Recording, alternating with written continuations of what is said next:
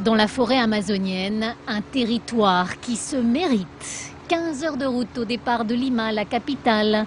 Pas d'avion, pas de train pour aller à la rencontre des Ashaninka, un peuple indigène qui vit au fil de ce fleuve, le Rio Ene.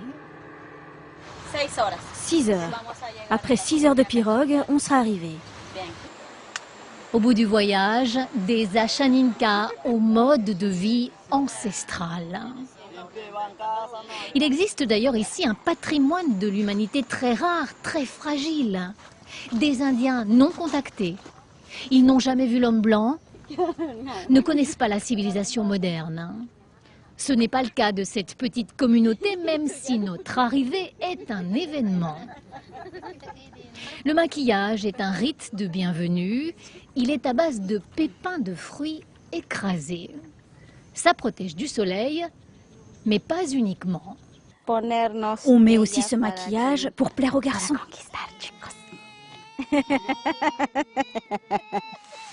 Les Ashaninka vivent en autarcie alimentaire. La base de leur nourriture, c'est la racine d'un arbre, le yucca.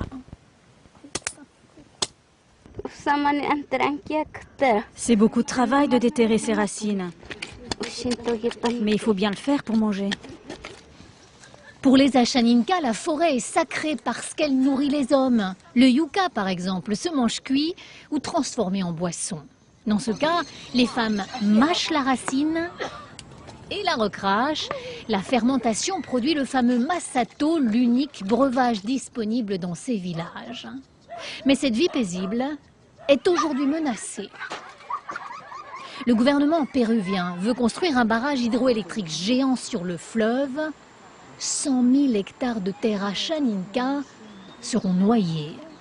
Parce que les Ashaninka forment une population autochtone, ils devraient théoriquement avoir un droit de veto sur la construction de ce barrage. Mais il faudrait d'abord que leur territoire soit officiellement démarqué, une démarche beaucoup trop chère pour ces populations indigènes. Alors ces autochtones se sont trouvés une ambassadrice pour défendre leurs droits. Elle est elle-même Ashaninka. Ruth Buendia va donc de village en village, avec pour seule arme sa force de conviction.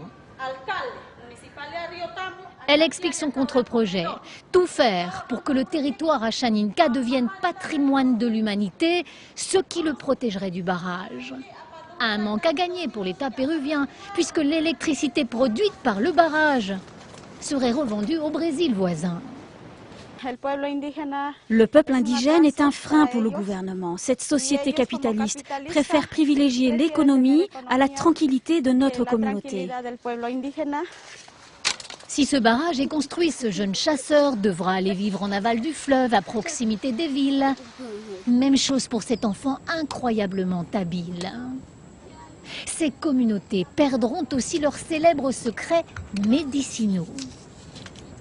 Ce chef de tribu explique que les racines de cet arbre sont très efficaces contre les diarrhées, mais il n'en dit pas trop, se méfie. Beaucoup de laboratoires pharmaceutiques étrangers ont volé le savoir des Ashaninka. Ils revendent nos formules très chères et après nous, si on a besoin de certains médicaments, on doit les payer au prix fort. C'est pour cette raison qu'on ne veut plus partager les secrets de nos plantes médicinales. Le gouvernement péruvien reste le plus discret possible sur ce projet de barrage. La question est en fait taboue et c'est bien ce silence qu'entend briser cette passionnariat. Elle ne prétend pas que tout est rose chez les Ashaninka. Elle reconnaît par exemple des problèmes de malnutrition chez les enfants, mais le barrage, selon elle, signera la mort à coup sûr de sa communauté.